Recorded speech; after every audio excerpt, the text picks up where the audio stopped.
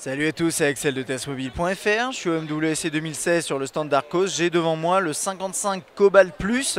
Sur la droite, on a également le 50 Cobalt. On va regarder les deux dans la même vidéo. On va surtout se focaliser sur cette plus grande version qui sera disponible en mars autour de à 149 €. Pour le 50 Cobalt, faudra plutôt mettre 99 € puisqu'on a des specs qui sont un peu moindres. Alors, la particularité de ces produits-là de la série Cobalt, ça va être le design, les couleurs notamment. Vous pouvez le voir là par exemple sur cette version-là, on a cette édition en gris, ce qui est assez atypique, hein. On a le gris à l'arrière, sur les tranches et également sur cette zone-là, ça c'est plutôt sympa. C'est la même chose ici sur la version un peu plus petite, vous le voyez là comme ça. Alors au niveau des specs, et puis j'essaierai de vous parler aussi des specs de son petit frère entre guillemets. Alors on est en 5.5 pouces HD.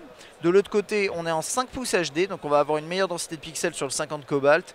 On est en 2,5D, donc vous voyez avec un petit peu incurvé sur les côtés là pour entrer correctement dans le design.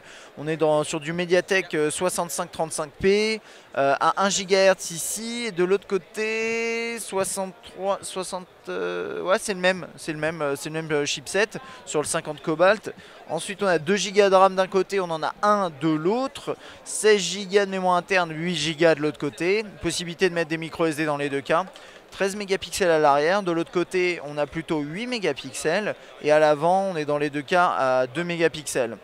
Android 5.1 Lollipop, Dual SIM, batterie de 2700 mAh sur celui-là et de 2000 mAh sur l'autre. Alors, une des particularités, vous l'aurez remarqué, c'est l'histoire des boutons. Là, vous le voyez en bas. On va essayer de voir dans les paramètres s'il y a moyen de faire un petit réglage, un petit ajustement. Alors, pof, on va se focaliser un peu sur le design. Pour moi, c'est un produit qui ressemble, je vais être tout à fait honnête avec vous, pour moi, c'est un produit qui ressemble, par exemple, à ça. Voilà. En termes de design, ce qui est pour moi une bonne, enfin pour moi en soi c'est une bonne chose, c'est-à-dire c'est un design que je trouve réussi, donc c'est un beau produit, voilà. Là en haut on a la sortie audio, quelques capteurs, l'optique frontale, quelques boutons ici, on va revenir là-dessus dans un instant. Le bouton on off, verrouiller, déverrouiller ici, gestion du volume, jack, la coque arrière ici en plastique, et puis ensuite paf on va rentrer dans l'interface. Et on va regarder ça. Moi, ce qui m'intéresse aussi, c'est, vous l'avez vu, vous avez des touches ici. Et vous avez les touches intégrées dans l'interface. Alors, a priori, on peut les désactiver. Je vais regarder ça très rapidement. Parce qu'après, pour le reste, c'est du classique. Je ne sais pas exactement où est-ce que ça sera. Peut-être on va pas s'embêter trop à le faire. Je sais pas où c'est, hein.